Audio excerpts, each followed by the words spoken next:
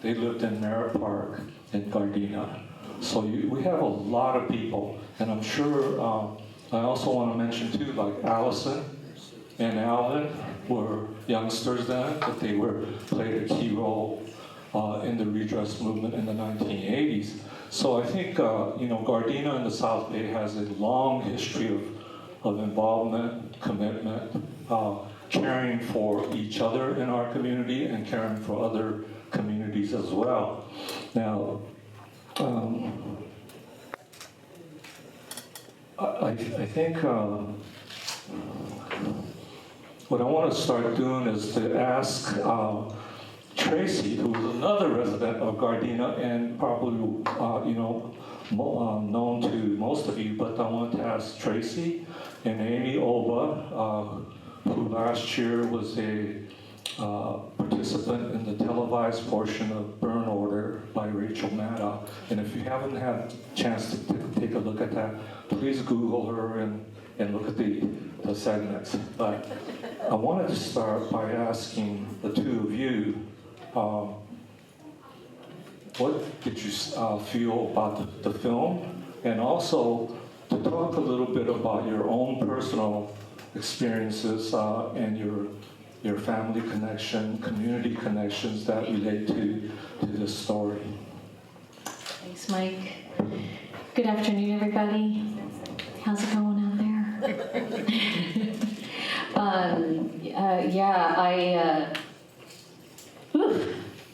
I feel some really deep honor in even being able to sit here and speak with all of you.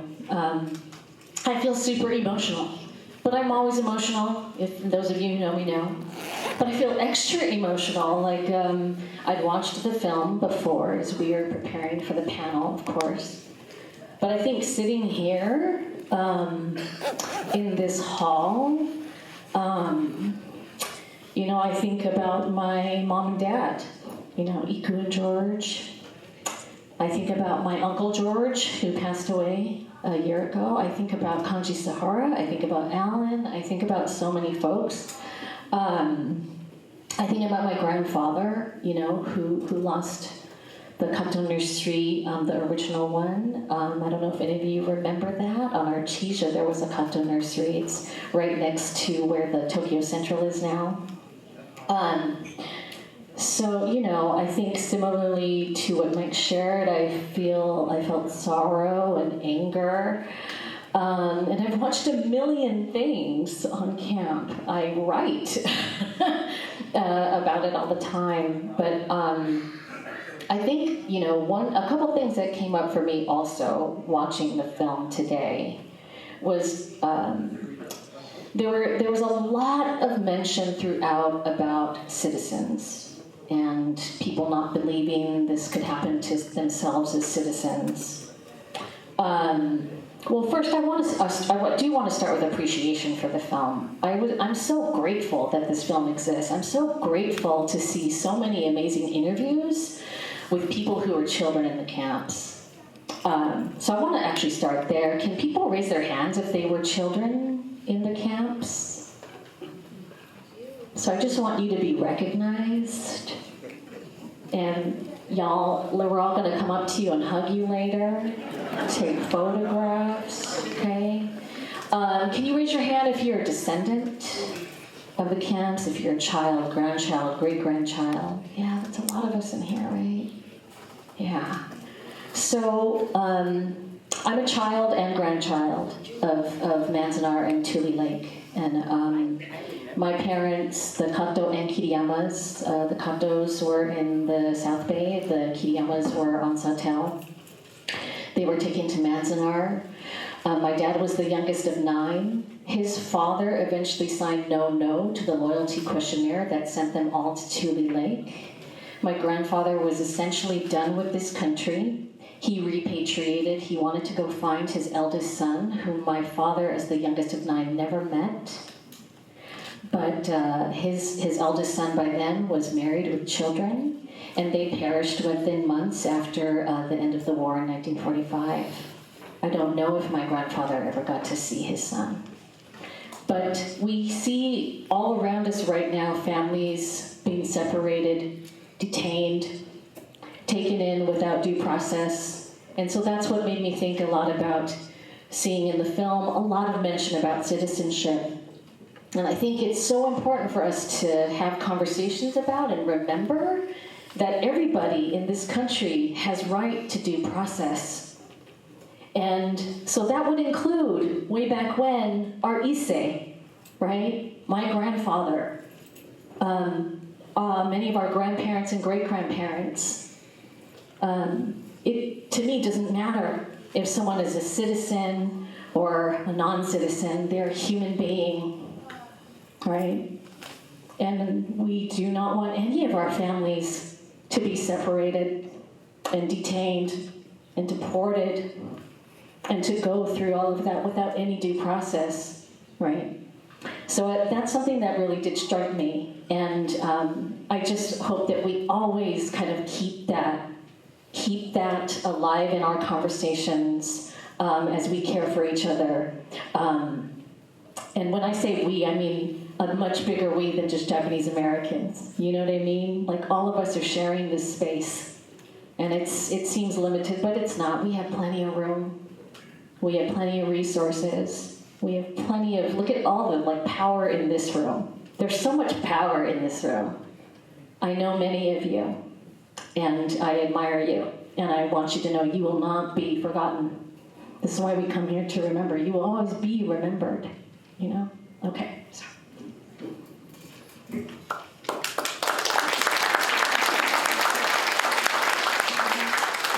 Thanks, TKK. So, hello everybody, my name is Amy, and like TKK, I have grandparents who were incarcerated. They actually met in Heart Mountain, Wyoming as kind of like teenagers, younger folks, and then got married. I think they might have got married in camp actually, or shortly after. And what was really striking to me as I was watching the film was also how heavy it was, and the emotional toll that got passed down through the generations of Japanese Americans.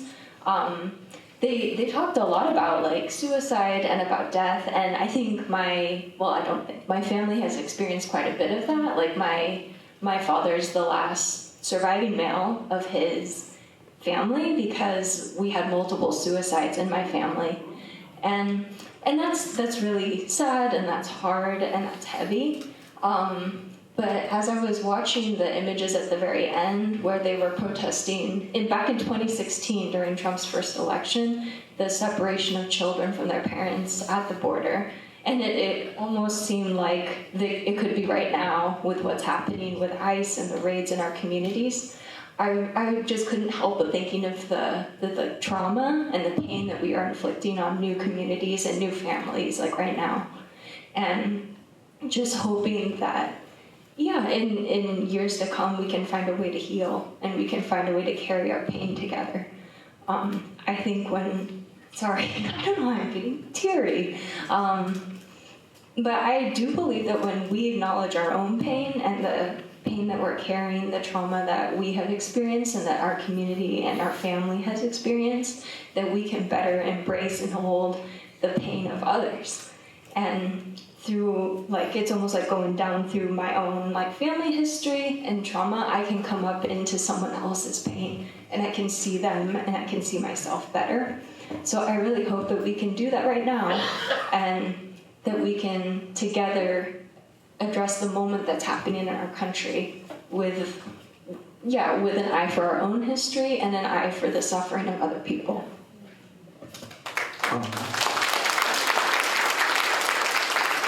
Thank you very much, Traci and Amy.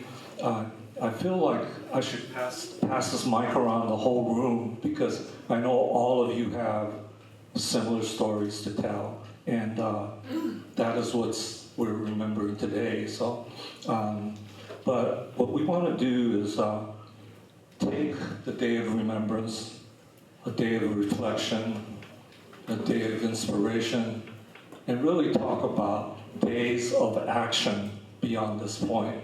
And, all of us are from Nikkei Progressives, including Ann. And we have tables back there, but we'll talk about that a little later. I want to ask the panelists, all three of you, given the kind of feelings that you have, the ideas that you've developed, the experiences that you've had, how do you see taking this to another level in terms of addressing I guess the tragedy, the irony, and the trauma, everything else that's going on today? I mean, and this morning I learned that now we're at war, all over again, and I think for me, the craziness of what's going on is I mean, it's just beyond comprehension. But when we start to talk about it amongst ourselves with groups of people, we come to understand better what we're going through and what we have to do to go beyond it. But the people on this panel have very concrete, very experiences in developing methods and activities that address the question of how we support immigrants at this stage. So I would like all three of you to kind of just talk about whatever you're involved in with respect to supporting immigrants' rights. Hi everyone, I'm Anne. I am apparently a Nikkei Progressive groupie, but my day job is with the Little Tokyo Service Center. And I'm just going to share a little bit about myself just to get some context. I grew up in South San Gabriel and Montebello, in an area that's not really known to be a haven for refugees from Vietnam. So there weren't a lot of resources for my family, and so I inevitably had to play the role of navigator and interpreter for my dad and for my grandparents. And it didn't take me long to understand that people have different, we were different, we had different needs, and that we'd have to address them ourselves, not unlike other immigrant families that, regardless of whatever language they spoke. So in many ways, I've seen that it's about systems failing that creates the need for communities to step in or step up. I'm going to share, I was not going to share this a week ago, but I'm going to share this now. I just went through a traumatic experience at home. My dad has dementia and disappeared last week. So he wandered off, and we spent 3 days trying to look for him. We contacted law enforcement, which is what you're supposed to do. There was a silver alert out on him, and we tried to call the hospitals in the nearby area. 3 whole days passed, during which time my friends posted my dad's silver alert on social media, and miraculously, one of the hospital staff recognized my dad in the Instagram and called law enforcement. That's how we were able to reunite with him. So it turns out that my dad slipped and fell just 2 streets away from the house, and a Good Samaritan called 911, and he had been at the hospital that entire time. And even though the hospital didn't know how to, the hospital didn't know how to reach us. So they failed to check the silver alert and didn't contact law enforcement as they should have. So we're reminded through the news on a regular basis of how awful people can be, but we have to believe that most people are decent and will do the right thing. I don't know why that Good Samaritan called 911 for my dad. They could have easily ignored him, thought he was an unhoused person. And I don't know why so many of the people that posted, I don't know a lot of the people that posted on social media about my dad, but they might have had a little bit of hope that their post would make a difference. And maybe it wouldn't, but they did it anyway. Those reposts helped to amplify the message and somehow reach my dad's healthcare worker. So I share this because I think that those folks did something because they wanted to help, regardless of how big or small that help can look like. And this was an example of how you can do everything that the system tells us to do, yet the system will fail. We've seen that, whether it's intentionally through inhumane immigration enforcement policies or unintentionally through failure to follow protocols. But community can and must really come together when they see someone hurt. So at LTSC, we're doing what we can to help prevent abductions from happening. We've conducted Know Your Rights trainings with Nikkei Progressives, participated in Raise Rapid Response Actions, also with Nikkei Progressives. And we're also just trying to push our electeds to defund Homeland Security. LTSC also has a very robust social services program, and this administration is not just going after undocumented folks, they are taking away government benefits for low-income folks. So we're trying to pull together stories. If you're impacted, please let us know, and we can help elevate your stories and help to make some changes and prevent funding from being taken away from government benefits programs and from those that need it the most.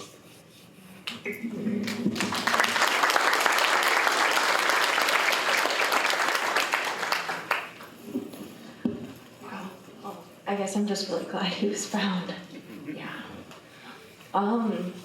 I think An really mentioned what we've been doing as part of Nikkei Progressives. We've been trying to get people involved. We've organized a rapid response network. We've participated in Know Your Rights trainings and distributing red cards and raising awareness. And honestly, just doing what we can in this time.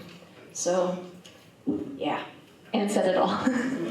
Amy, before you go on, I understand Nikkei Progressives has an immigration committee that is also doing community safety patrols, visiting detainees at Adelanto, and lobbying elected officials, doing a lot of other things. So maybe you could talk a little bit more about those things.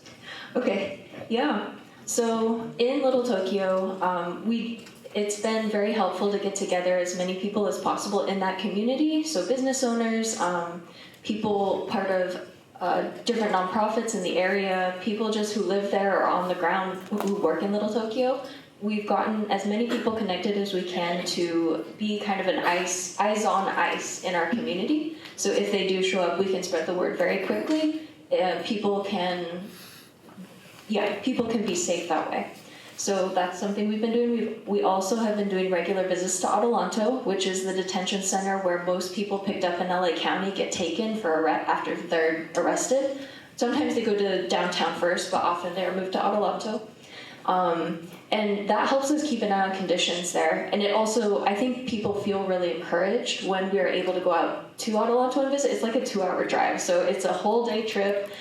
Sometimes the visitation schedules change, or it takes a very long time to see people. But when you make that effort and you can see someone face to face, they know that they're not forgotten. They know that people care about them and care about their situation. And it's even helped us get legal resources to people. So that has been very important and very helpful. And yes, we push for policies. The Southeast Asian Deportation Relief Act has recently been reintroduced into Congress. We are definitely wanting that to pass if possible because it's very, very helpful for anyone who's Southeast Asian who came as a refugee, especially because of the wars that the U.S. funded and participated in that region. It would help people who have been deported to possibly be able to return to the U.S., and it also helps people with deportation orders. Sorry, that's it.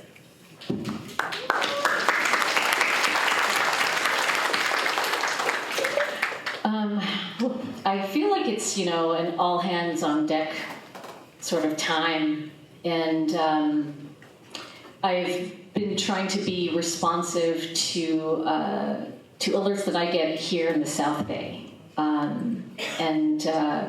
We have different friends who are on different sort of text threads to let folks know when something is going down at a car wash or a Home Depot. Sometimes that's difficult, depending on where we're at in the county and where we're at in our work day to get out there, and sometimes we are too late. But trying our best to kind of stay connected and available. And I've been thinking a lot about our friends in Minnesota. I have some very, very close people there, and they've just been sharing their calls, their needs. And sometimes it's as great as, hey, we really need some hefty donations coming in right now to help people with food deliveries, to help people with various goods that they need that, folks are afraid to go shopping for, to something as simple as, hey, I just really need to see a bunch of faces tonight on a Zoom. So really just trying to think about all of our relationships as well and being available. And at the same time, within Nikkei Progressives, I'm part of the reparations committee. So really in support of Black reparations and also the study of land back and land sovereignty, and really thinking about, the longer that we continue to ignore calls for justice, the longer we are all in a world of pain. And I feel like this film that we watched today is, not just about Japanese Americans, it's about othering. It's the way that the government, right, always consistently does a good job at us and them, and us seeing certain people as other, and seeing people as not worthy of attention for their calls to justice, for their calls to safety. So I think it's really important that we also sustain our work, in a constant way. As an artist, I really am always focused on how to gather people in conversation through whatever art I'm doing, whether that's a poem, whether that's a play, whether that's a short film. The sort of aspect of being able to converse with people through the art, right? Not just in the reception of that art, but the conversations after. So even like with today, I really am. I have my eyes on some of the survivors out there, the people that I've also been out of touch with who are really active here in the South Bay. And, I'm going to chase you down to have conversations today. So those are some of the things that I think are on my mind in concrete, but also creative sort of art practice. Okay, thank you. Stephanie says we have about 4.5 more minutes, so let me just ask one final question. I know that, as I said before, many of you in this room are already involved to the extent that you can. You follow the redress issue and you follow current events. But I guess what I want to ask in the 4 minutes that we have left, each of you, how did you take that first step from thinking about it, learning about it, and then doing something about it to take action? Because that's what we're talking about today, taking action. So. I can say something very quickly. I think for me, the idea of doing justice or being part of a movement sounds really sexy, but the practice of it is really just showing up to Zoom calls and staying on and engaged long enough to hear what people need. That is what, at least for me, how we got started getting involved with Nikkei Progressives. And from there, it's just finding out what people need. Once you're part of a community that's doing work, just stepping in where you can, seeing what my skill set is that can serve this group. But to be part of a group, if you're looking for one, you're welcome to join Nikkei Progressives. We would love to have you. But or finding groups in this area, like Harbor Area Peace Patrol is a group that has been doing some really excellent work in Terminal Island, San Pedro area. I know that's a little far from here, but they're just finding a group and then showing up to their meetings is kind of what I would suggest. I'm not a good person to answer this question because if MP is doing it, then I'm going to be there, and I would recommend the same. Okay, we're going to have to close this session, but I just want to say again, let's make this a day of remembrance and a day of action for all of us, because it's still so much needed. So let me just conclude with that and point out that there are much more information in the back. Nikkei Progressives has 2 or 3 tables back there, so please check it out after the program. And turn it back over to Stephanie. And thank you to Mike, Tracy, Amy, and Anne. That concludes our panel discussion.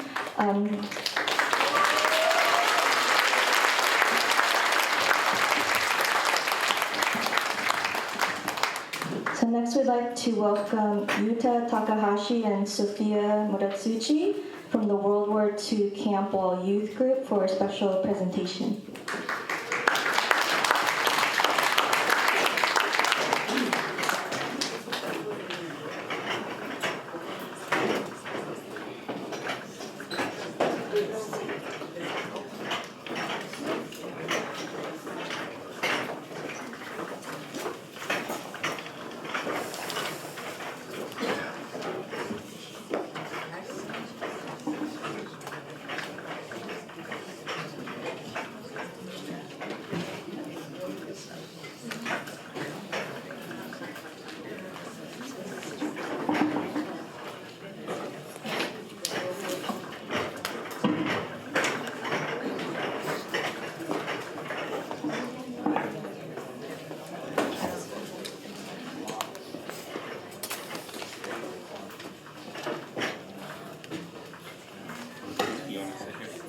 So thank you so much for having us, everyone, on this day of remembrance. My name is Sophia Muratsuchi. This is Yuta Takahashi. And we come to you as representatives of the Camp Wall Youth Group, which we founded and we would like to talk to you about today. So just a little introduction about ourselves. I'm a current senior at Chadwick School, which is located in PE. I'm a junior in high school at Palos Verdes Peninsula in Rolling Hills. So before we begin, I first wanted to introduce what the Camp Wall Memorial is. This was a project that was first envisioned by the late Kanchi Sahara, and it's supposed to be a monument that will recognize all 125,000 plus of those who were incarcerated during World War II. And the best way I can describe it to you right now is if you can imagine 10 reflective granite walls spread across a park.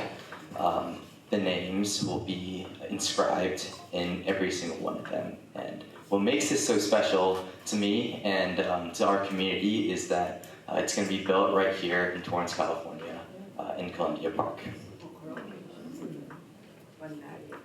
So we established the Camp Wall Youth Group to spread the message of this monument. We initially started to raise awareness of this monument. I'm sure many of you know about this, but in our community there was little knowledge that this was even happening.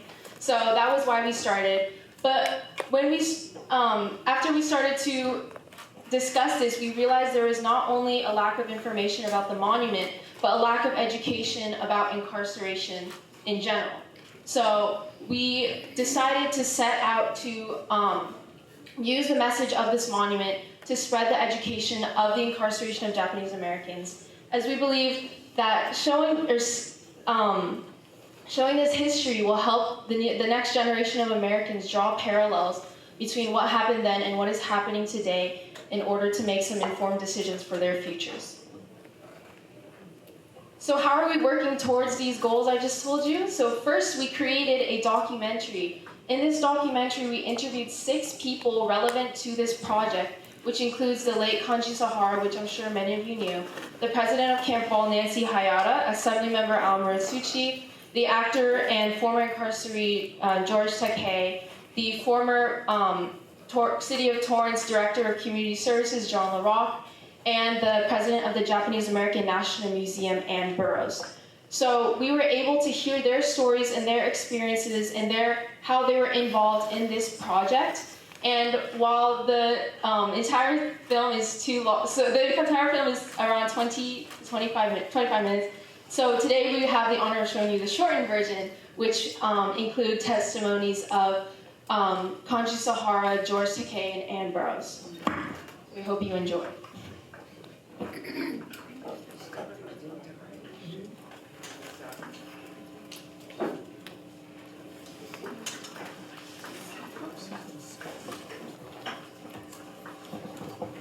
This would be a good way to remember and to honor those who were sent to camp.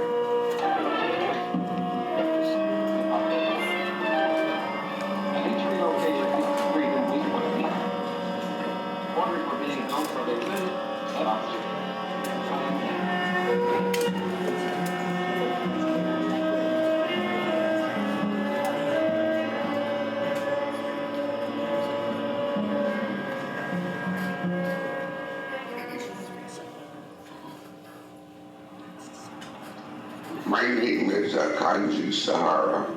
I was born in Hiroshima, Japan, and then I came to the U.S. when I was about a year old. The city was, segregated, so that there were certain parts where the Japanese were living, other parts where the white people were living. So they put down our block in Los Angeles, went to camp in 1942. While I was 8 years old at that time, so when they said that, we're going to be relocated or evacuated, I didn't know what the words meant. First, we were sent to Sardina. People were all put in what they call the assembly centers. And these are temporary facilities. I think they had about 8,000 people living in the stables where the horses used to live.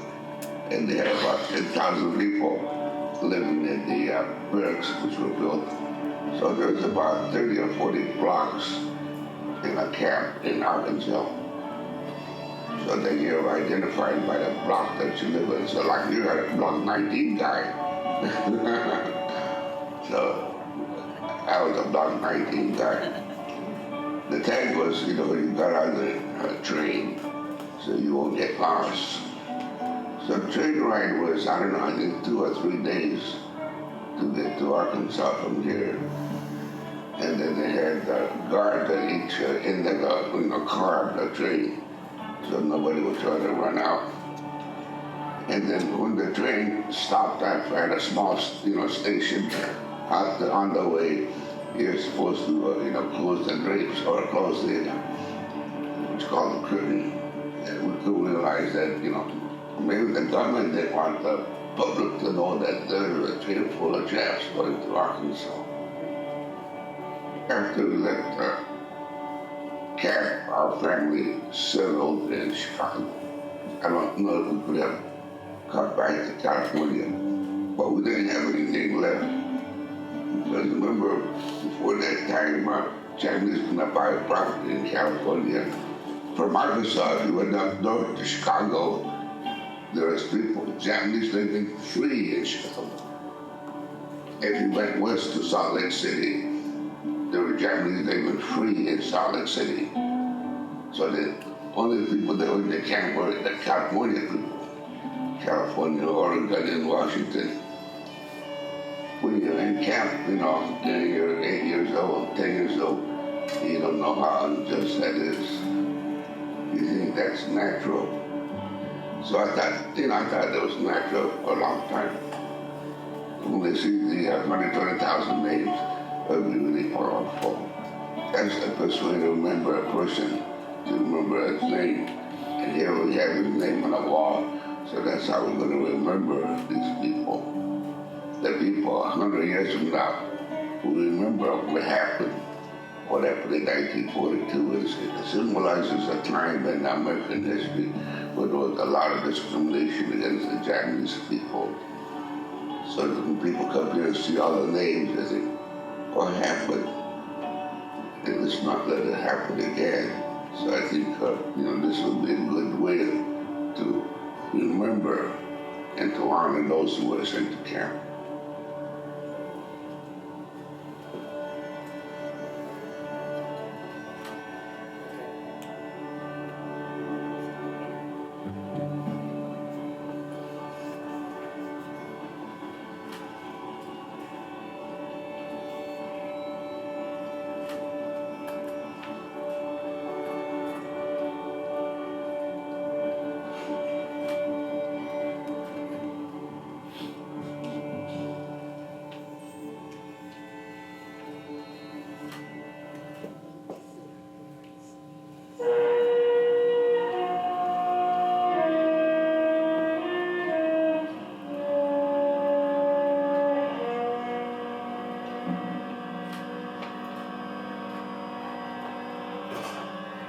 I'm George Takei, and an actor most known for Star Trek. I was born in Los Angeles, April 20th, 1937 was when I was born. After my 5th birthday, and just about a month later was when the soldiers came. We were just gazing out at the neighborhood, when suddenly I saw 2 soldiers marching up our driveway, carrying rifles with shiny bayonets on them. And they came to the front door and began banging on it. One of the 2 soldiers, when my father answered the door, pointed his bayonet at my father. And the soldier said, "Get your family out of here. We're taking you down." He came out with 2 heavy suitcases and 2 little boxes tucked under his arms. That was how internment began for me. My mother was an American. She grew up in Sacramento, California. Will you swear your loyalty to the United States and forswear your loyalty to the Emperor of Japan? the government, in a racist frame of mind, assumed that just because we have these faces, we have an inborn racial loyalty to the emperor, which was insulting. My mother was categorized as an enemy alien. It was a series of outrageous, illogical, irrational, cruel decisions by the U.S. government. And after my parents recovered from it, were back on their feet, and I was a teenager, I understood that it was unjust. There were so many parents of children like me that didn't talk about the internment. They felt ashamed, and some people felt guilty. The victims so often take on the shame. The latest count is 125,181. This past year, they came up with that number that's in their age-old. I want to feel that I played my part in making Americans a better nation of people's democracy. And as my father used to tell me, it is a government of the people, by the people, and for the people. I'm Anne Burrows. I'm the president and CEO of the Japanese American National Museum. My experience as a young activist, as a political prisoner in South Africa, being involved in the anti-apartheid struggle was something that shaped who I am. My entire career has been focused on racial justice, on social justice, and on civil rights and human rights work in different capacities. I mean, in some respects, I found myself here because I felt such a deep connection and sort of quickly learning about it. And of course, you can't look at the American story without looking at the good and the bad. The incarceration of Japanese Americans, the forced removal of over 120,000, their dispossession, the dislocation of families, the breaking up of communities. That was in such a direct violation of the constitutional protections that everybody enjoys in this country, whether you're a citizen or whether you're a non-citizen. It's really understanding what can happen when the lessons of history are not remembered.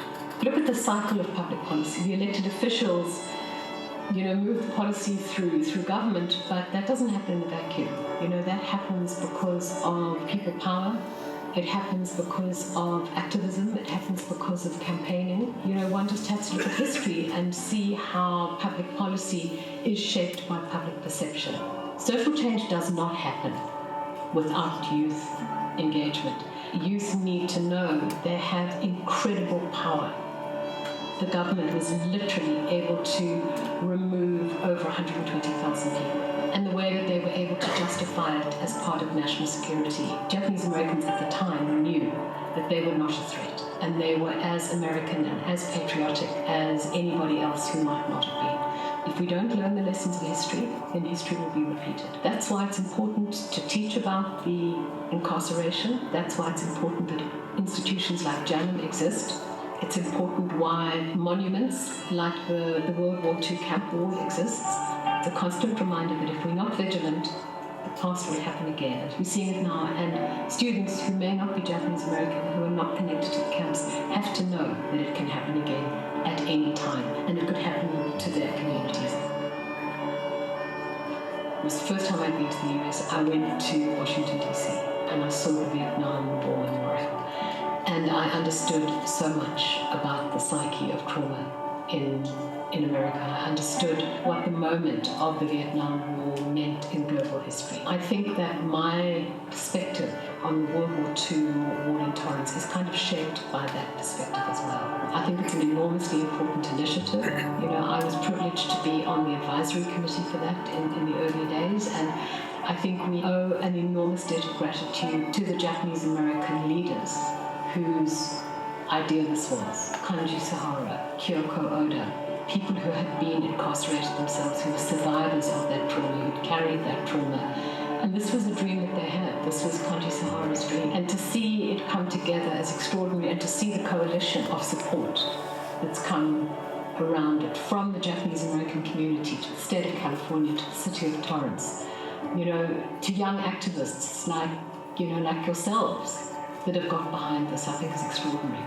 But when you see those names on that wall and you see those Japanese names, you get a sense of what the impact was, not just on the individuals and the families, but on California and on US history. The thing about seeing yourself reflected, that also works on many levels. If you're Japanese American, you see your family names, you look at those names, you visit that wall. It's not just a moment of reflection, it will be a moment of pain, but it's also a moment of sort of tangibly touching that history of your ancestors. But these names will be permanent, and they will be there forever, and this is one of those monuments that will accrue its power from its permanence. So anybody going there will know that it must never be forgotten, and this is a monument to history that must never be repeated.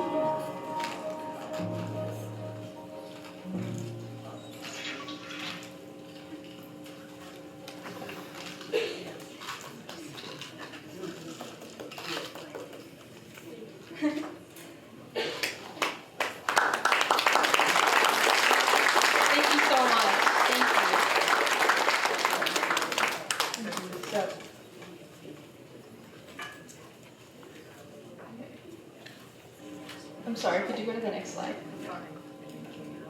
Thank you. So our efforts at increasing education did not stop at creating this documentary. We established our youth group, which we mentioned before, which has representatives, multiple representatives in the US and in Japan. Yuta and myself, actually, as you can see in the right here, we went this summer to Japan, where we presented to a school. So these youth representatives present this documentary and present the history of incarceration at schools, community centers, clubs, wherever people will listen. And so we've targeted young people, as many of them still do not know. And yes, thank you. So I think I talked about this before, but on a personal note, what makes this project special to me, and the reason why I initially reached out to Kanji, Nancy, is because, I was born in Torrance, right? And I am Japanese American descent. So I felt that I had this inherent connection to Japanese American history. But to me, what makes this project special to the greater community is not the personal connection that I have, but the message that comes behind it. In a world where history is often forgotten, right? Japanese American incarceration is no exception. Right? This is a piece of history that happened 8 decades ago, and first-hand testimonies are fading away. And to me, the memorial comes not as simply a symbol, but as a permanent statue for what happened 8 decades ago, right? The memorial will continue to exist through our generation, through your generation, and to the generations that are yet to be born, right?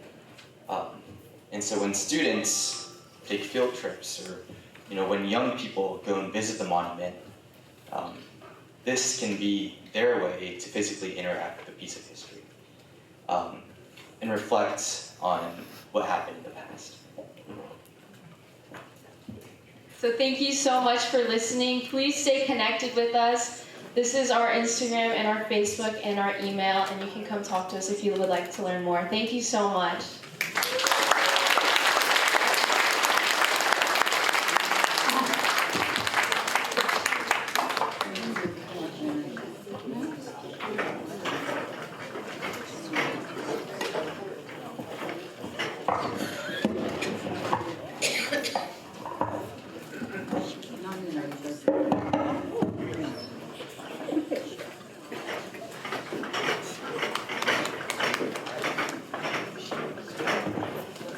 Sophia and Yuta. So before we close the program, yes, please applaud them, thank you. So before we close the program, thank you once again to our panelists, Traci, Kato-Kiriyama, Ann Lee, Amy Oba, and our moderator, Mike Murase. We'd also like to give special thanks to North Shore Productions for allowing us to show the documentary today. Thank you to our sponsors, the George and Sakaya Aratani Community Advancement Research Endowment and the UCLA Asian American Studies Center. And I'd also like to express gratitude to our Day of Remembrance Committee. We have Randall Fujimoto, Laurice Hashimoto, Alvin Takamori, Tim Toyama, and Eileen Yoshimura. Can you guys stand up or wave?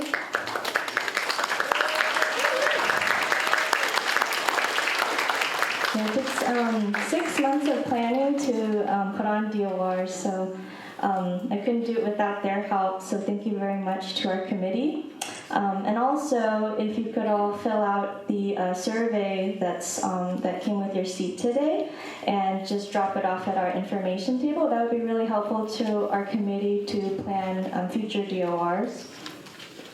And thank you also to our community partners. We have so many resource tables in the back, as Mike mentioned. So we highly encourage you guys to go back there, visit, see how you can get involved with the community. And also, we do have to, unfortunately, clean up right after this program. So also a good opportunity just for you guys to go back there, get some resources while we break down over here. And just thank you very much to all of you for taking time out of your Saturday to join us and learn more about our history. We couldn't do it without all of your support, so thank you very much. And finally, to close the program, I'd like to invite Traci up for a poetry reading to close us out. Thank you.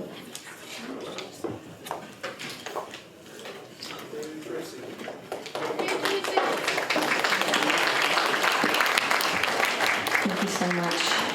Let me put my phone down. Okay. I know we're closing, and I have just 5 minutes, so I'm going to just read 2 short things.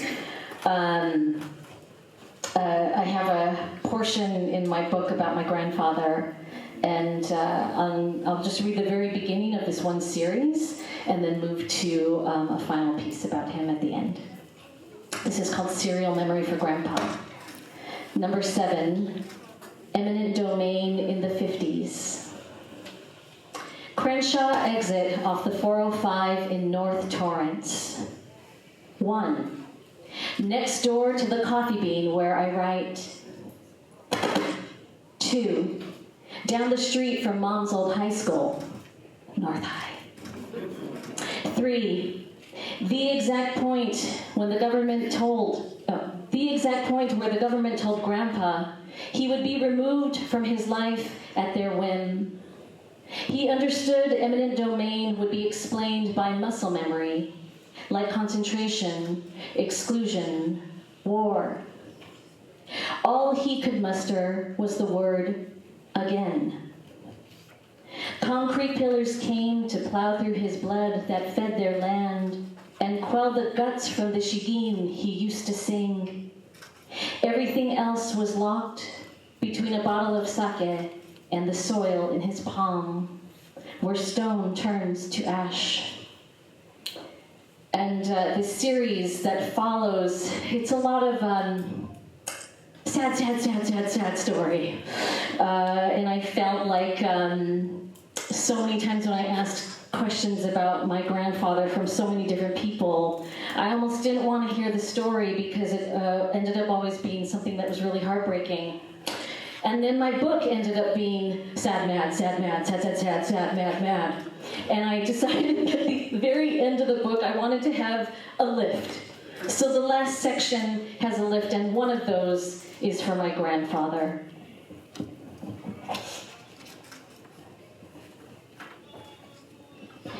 Grandpa was like radical. Me, middle school aged, staring at a photograph of my grandfather, a panorama of the farmers at Manzanar, Staring till my feet started to tingle from planting myself like a rude patron in the middle of that museum in Independence. Trying to figure it out. He had a long black beard. Like no one else in that photograph. Like no other photos I'd seen of him before or after the war. Fast forward several years and 20 years after his death. Annual New Year's lunch and Uncle Tommy, always with the best stories about Grandpa. Grandpa, as usher across the border, sneaking in friends from Caseta into California. Grandpa and his brother, fighting, drinking, fighting, Kagoshima always in their blood and at the tops of their lungs. But what about that beard? Simple, Tommy said. Protest. Your grandpa said he didn't need to be pretty in camp. Said he'd keep his beard as long as they were keeping him.